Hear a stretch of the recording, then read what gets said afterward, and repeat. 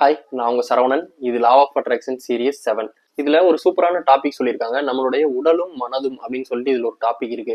எண்ணங்களுக்கும் நம்மளுடைய உடல் வந்து அதிகமா வெயிட் போடுறது இல்ல வந்து உடம்பே வராம இருக்கிறதுக்கும் காரணம் இருக்கு அப்படின்னு சொல்றாங்க. ஒண்ணு, எவ்வளவு சாப்பிட்டாலுமே உடம்பே வர மாட்டேங்குது அப்படின்னு ஒரு கேட்டகரி இருப்பாங்க. இன்னொரு கேட்டகரி பாத்தீங்கன்னா எனக்கு வந்து வெயிட்டே குறைய மாட்டேங்குது அப்படிங்கிற மாதிரி ஒரு கேட்டகரியில் இருப்பாங்க. இப்போ ஒரு சிலர் வந்து மனதளவுல பிக்ஸ் பண்ணிருப்பாங்க, இது வந்து ஜெனட்டிக்கா இருக்கு, நான் எவ்வளவு சாப்பிட்டாலுமே உடம்பே வர மாட்டேங்குது அப்படின்னு சில பேர் சொல்லுவாங்க. இந்த ஃபேட்டா இருக்கிறவங்க பாத்தீங்கன்னா, நான் ஃபேட்டா இருக்கேன், எப்படியாவது உடம்பு கம்மி பண்ணணும்னு நினைப்பாங்க.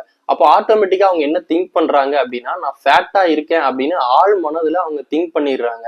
நீங்க இப்படி திங்க் பண்ணுங்க, நான் ஒல்லியாவே இருக்கேன், எனக்கு உடம்பு வர மாட்டேங்குது அப்படின்னு நீங்க நினைக்கிறத விட, நான் எப்படியாவது வெயிட் கெயின் பண்ணணும் அப்படிங்கிற மாதிரி உங்களுடைய தாட்லயும் உங்களுடைய விஷன்லயும் வைங்க. ஃபேட்டா இருக்கிற நீங்க எப்படி திங்க் பண்ணணும்னா, நான் எப்படியாவது வெயிட்டை கம்மி பண்ணணும் அப்படின்னு திங்க் பண்றதை விட, நான் எப்படியாவது ஃபிட் ஆகணும் அப்படிங்கிற மாதிரி நீங்க ரெஜிஸ்டர் பண்ணீங்க அப்படின்னா, அந்த ஃபிட்னஸ் மட்டுமே உங்களுடைய ஃபோக்கஸ்ல இருக்கும். அப்ப நீங்க ஆட்டோமேட்டிக்கா அதை வந்து அட்ராக்ட் பண்ண ஆரம்பிப்பீங்க.